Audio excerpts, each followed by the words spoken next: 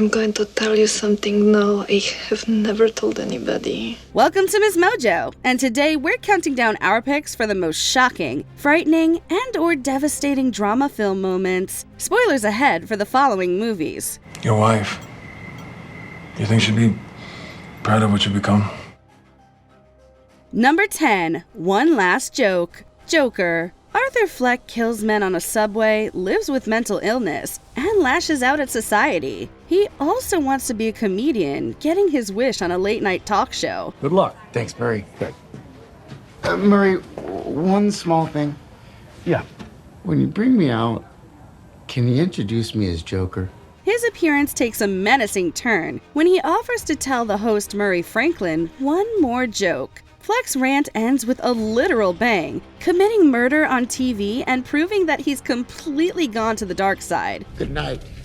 And always remember, It also sets off a chain of disturbing events that inspire citizens to riot. Joaquin Phoenix's work here helped to earn him an Oscar, freaking out viewers with a troubled character pushed to the edge. You're utterly captivated in a moment where you fear a man who could snap at any time.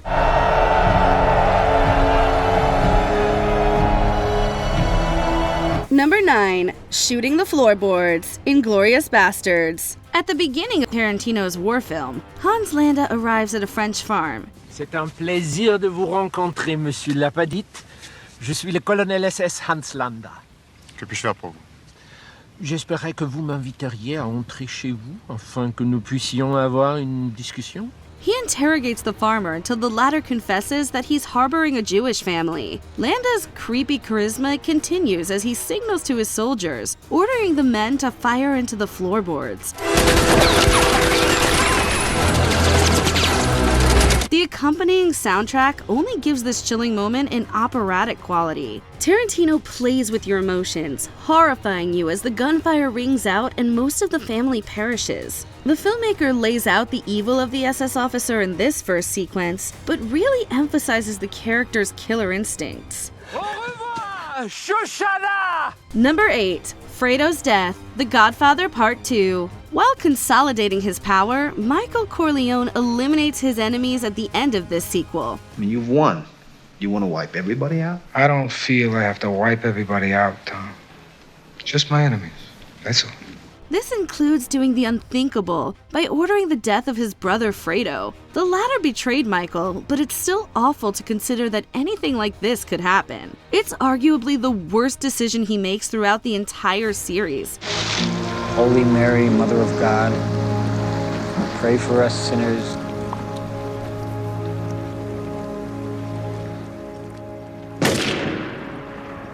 Even for a man who has become accustomed to killing, the Don steps over the line and becomes almost demonic here. The anti-hero watches from his window as he erases any ounce of decency he has left. There's also the detail of the target saying a prayer before his demise, hammering home the sadness of this moment. Your country ain't your blood, you remember that.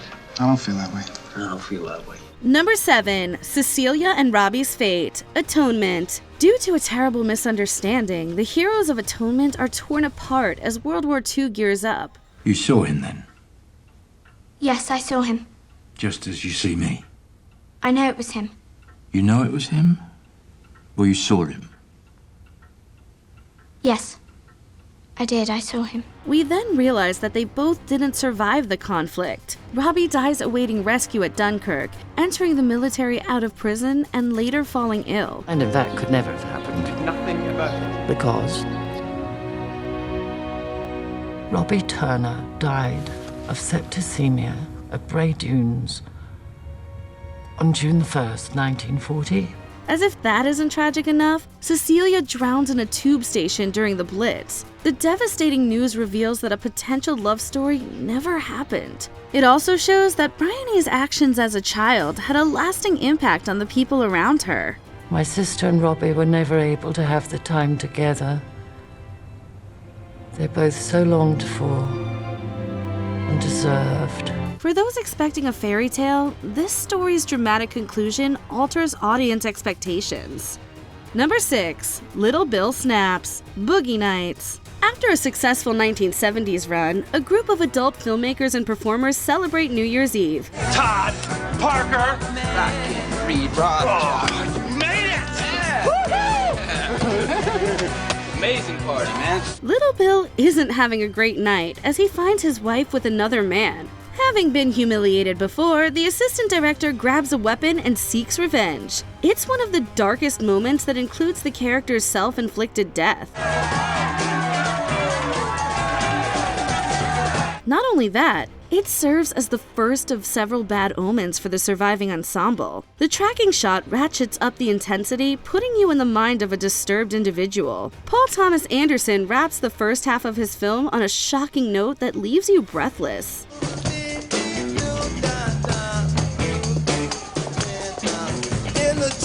Number 5. Ending the family dinner. Sicario. As U.S. agencies go after a cartel, Alejandro Gillick plans to take matters into his own hands. Don't ever point a weapon at me again. Catch your breath and get back up there. He goes solo at the film's climax to track down leader Alarcón. Gillick confronts the cartel leader at dinner, taking out the man's family before setting his sights on the main target.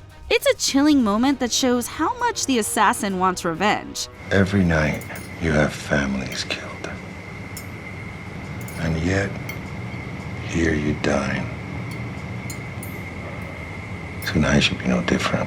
Staring down the man who ordered the death of his loved ones, the killer has zero remorse for his actions. The cold-blooded decision will likely leave you stunned. Benicio del Toro's commanding presence here evokes the Grim Reaper, playing a frightening character that's lost any shred of humanity. I need you to sign this piece of paper. It basically says that everything we did was done by the book. Number 4. Police Station Breakdown, Manchester by the Sea. As a beautiful and nuanced portrait of grief, Manchester by the Sea isn't afraid to show how much one event can shake someone. It was my impression that you'd spent a lot of time here over the years. I was just a backup. I came up here to look after Patty. Yeah, if Joe was in the hospital after my father couldn't do it, but it was supposed to be Donnie. Lee Chandler's children die in a house fire that results from him forgetting about the fireplace screen. He isn't formally punished for the accident, leading him to take matters into his own hands. Chandler's anguish here can't be overstated as he endures the lowest moment of his life. Look, Lee, you made a horrible mistake, like a million other people did last night. I'm not gonna crucify you. It's not a crime to forget to put the screen on the fireplace. We come to understand the reason that he's so distant from everyone, having never gotten over his mistake. It's a depressing scene that breaks your heart and causes you to reconsider your own regrets. Where are we going? It's in Beverly.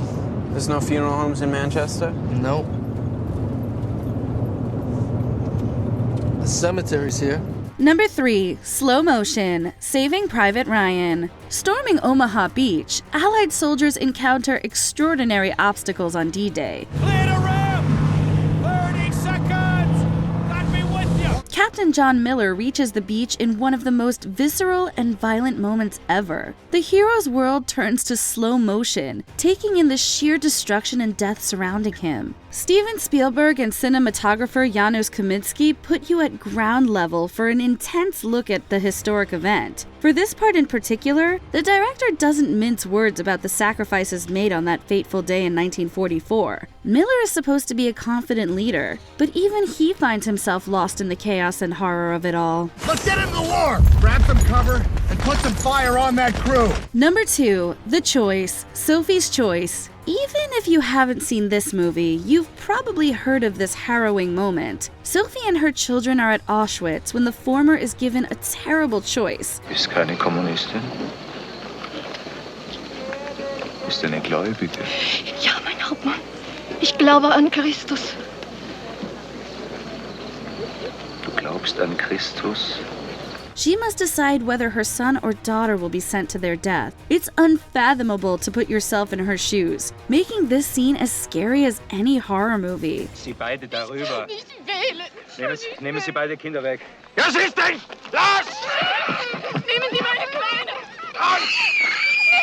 Nehmen Sie meine Kleine. The mother finally picks one to keep the other alive. We immediately understand all of her grief and anguish, having spent years harboring this dark secret. Meryl Streep's performance only intensifies the gravity of this decision. Talk about marriage.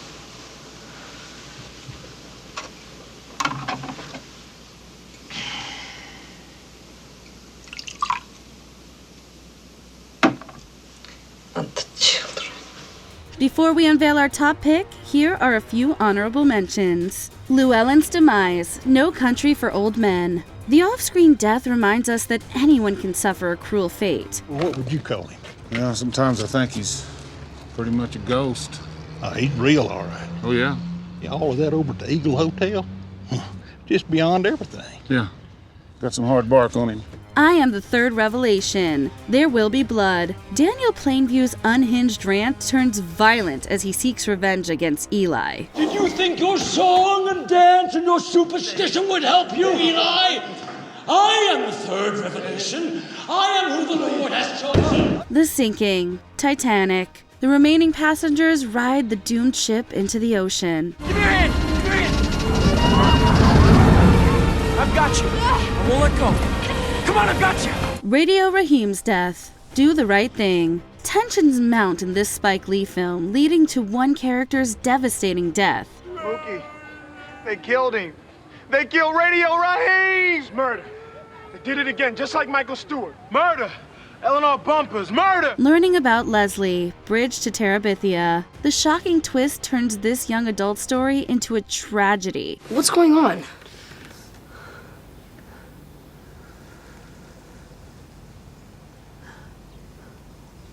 Your friend Leslie's dead. She drowned in a creek this morning.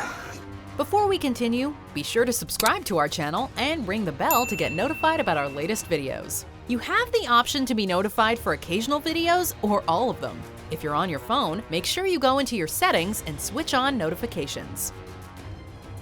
Number 1. Debating Composers, Schindler's List. While there are many haunting moments in Steven Spielberg's film, this one in particular captures the unimaginable horror of the Holocaust.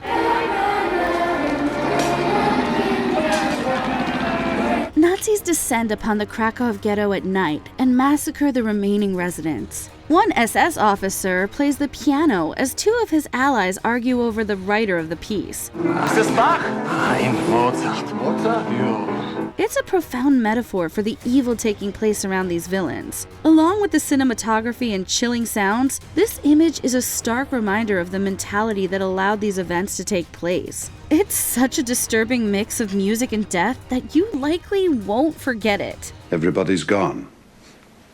No. No.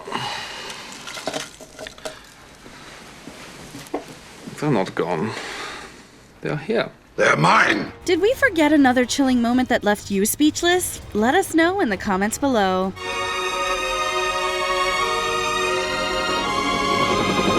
Do you agree with our picks? Check out this other recent clip from MsMojo. And be sure to subscribe and ring the bell to be notified about our latest videos.